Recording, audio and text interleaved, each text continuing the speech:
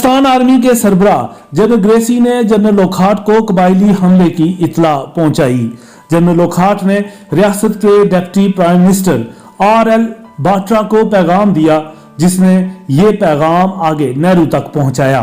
बाट्रा महाराजा का पैगाम लेकर पंडित जवाहरलाल नेहरू से मिला, उससे फौजी मदद भी तलब की। इसके अलावा उसने रियासत जम्मू कश्मीर का इल्हाक भारत से करने की तजवीज भी नेहरू के सामने रख दी।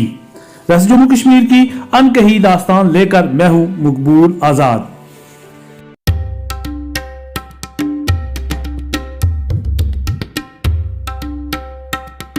24 अक्टूबर 1947 को पलंदरी के मुकाम पर दूसरी अबूरी आज़ाद कश्मीर हुकूमत का क़याम सरदार इब्राहिम खान की क़यादत में अमल में लाया गया। उसी दिन भिंबर को पाकिस्तान फौज ने आज़ाद करवा लिया। 25 अक्टूबर 1947 को डिफेंस कमेटी इंडिया का इजलास हुआ। लॉर्ड माउंटबेटन ने महाराजा की दरख्वास्त कबूल करते हुए अपनी सरबराही में डिफेंस कमेटी का इजलास दिल्ली में बुलवाया। वुज़रा ने रियासत जम्मू कश्मीर में फ़ौज भेजने की मुत्तफ़िक़ा हिमायत की। वज़ीर ख़ारजा VP मेनन को सूरत हाल का जायज़ा लेने के लिए रियासत जम्मू कश्मीर रवाना करने का भी फैसला किया गया।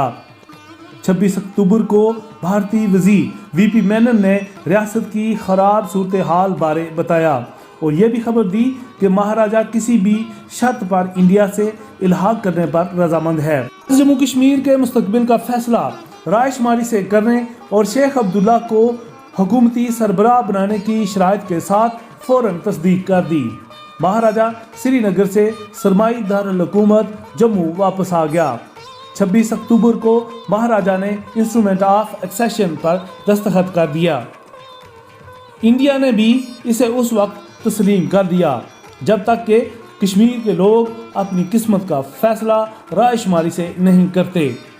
27 अक्टूबर को इंडियन आर्मी कश्मीर में दाखिल हो गई।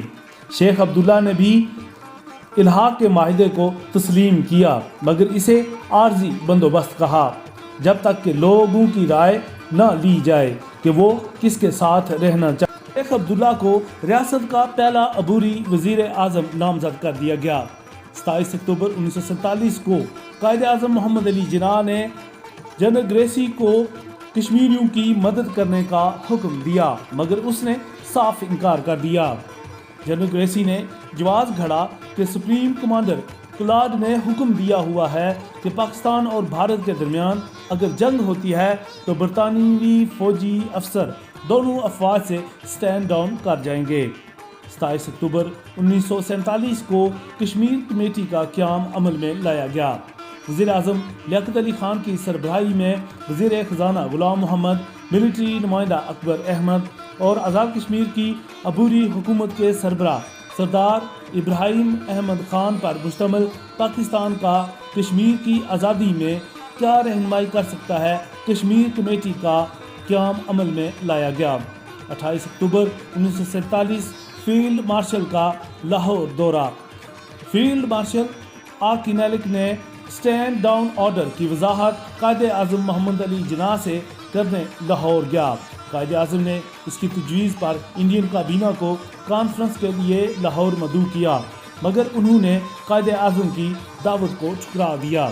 31 अक्टूबर 1947 को मेजर ब्राउन की गिलगित में बगावत। गिलगित स्काउट्स के कमांडर मेजर ब्राउन ने गिलगित गवर्नर का तख्त उलट कर उसे गिरफ्तार कर लिया और वहां पर अबूरी हुकूमत का क़याम अमल में ले आया। 1 नवंबर 1947 जिन्ना माउंटबेटन लाहौर में मुलाकात हुई। माउंटबेटन ने भारत की तरफ से तजवीज़ पेश की कि हैदराबाद, जूनागढ़ और कश्मीर के इल्हाक का फैसला गैर जानिबदाराना अवामी राय शुमारी से कराया जाए।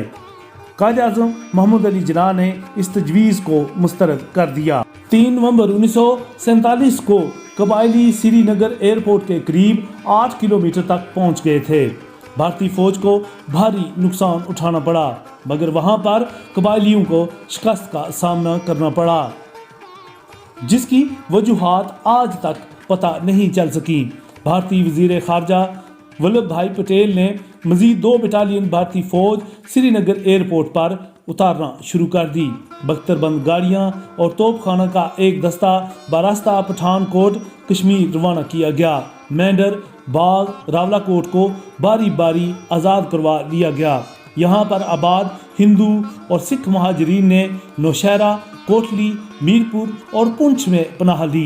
5 نومبر کو قبائلی مجاہدین کو بھارتی افواج نے اڑی ضلع تک محدود کر دیا اور افواہ پھیلا دی کہ بھارتی افواج نے یہ جنگ جیت لی ہے۔ ایسی حالت میں قبائلیوں میں مایوسی پھیل گئی۔ نومبر 7 بھارتی فوجیوں نے اڑی، بارامولہ پر حملہ کر کے قبائلیوں کو شکست دے کر دوبارہ ان اضلاع پر قبضہ کر لیا۔